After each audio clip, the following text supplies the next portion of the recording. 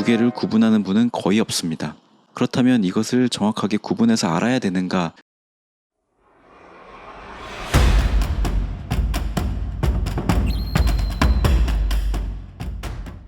안녕하세요.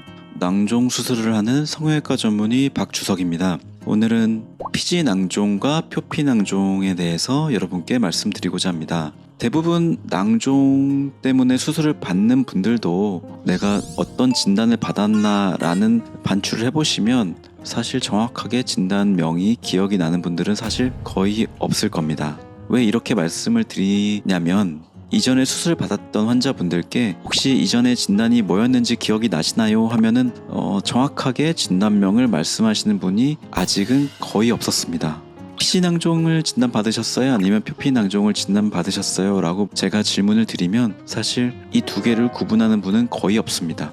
그렇다면 이것을 정확하게 구분해서 알아야 되는가? 사실 그렇지는 않습니다. 꼭 알아야 되는 부분은 아니죠. 하지만 내가 정확하게 알고 싶다 라고 생각하는 분들을 위해서 이 영상을 제작하게 되었습니다. 피지낭종이라는 말이 표피낭종이란 말보다 훨씬 더 익숙합니다. 그래서 대부분 낭종으로 오시는 분들은 이것이 피지낭종이 아닌가요? 라고 질문을 많이 하시는데 이 질문하는 대부분의 환자분들은 사실 표피낭종인 경우가 많습니다. 구체적으로 비교를 해드리기 전에 비유적으로 말씀을 드려보면 집안 대대로 물려오는 아주 소중한 진주, 이 진주는 피지낭종에 가깝고 어떤 조개에서 자연적으로 발생하는 천연 진주, 이것은 표피낭종에 가깝습니다.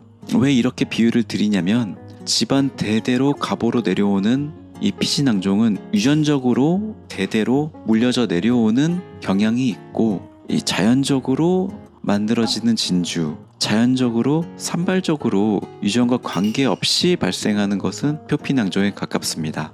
하나하나 조금씩 구체적으로 비교를 해드리면 피지낭종은 내부에 치즈와 같이 아주 노랗고 예쁜 배출물이 발생합니다. 실제로 눌러보면 정말로 치즈 같습니다. 정말 신기할 정도죠. 하지만 표피낭종은 조금 더 냄새가 강하고 완전히 노란 것이 아니라 피지가 두텁게 나오는 경향이 있습니다.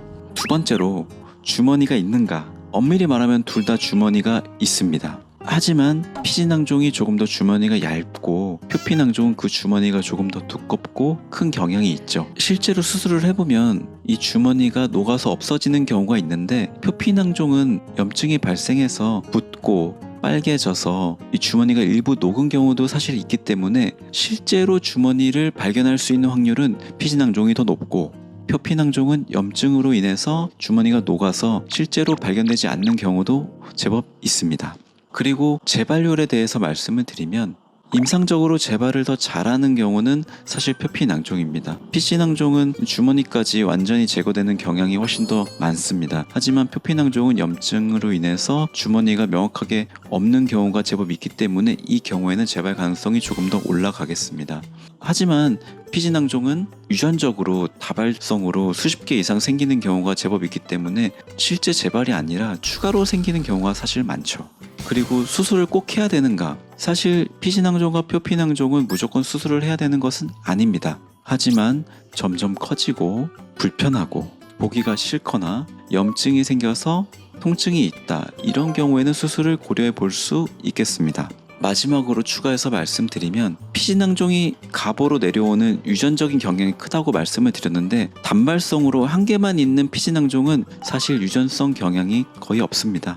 스테아토시스토마 멀티플렉스라고 하는 10개 이상 피지낭종이 많이 발생하는 것은 유전되는 경향이 있습니다. 상염색체 우성으로 유전되는 경향이 있고 특히 얼굴이나 목 그리고 가슴 부위 이렇게 다발성으로 10개 이상 있다, 이런 경우에는 거의 유전이다, 이렇게 생각하시면 되겠습니다. 아무쪼록 피지낭종이나 표피낭종으로 고생하시는 분이 있다면 최대한 흉터가 적게 거의 보이지 않는 흉터로 치료되시길 기원합니다. 본 영상이 도움이 되셨다면 좋아요 부탁드리겠습니다. 영상을 시청해주셔서 감사합니다.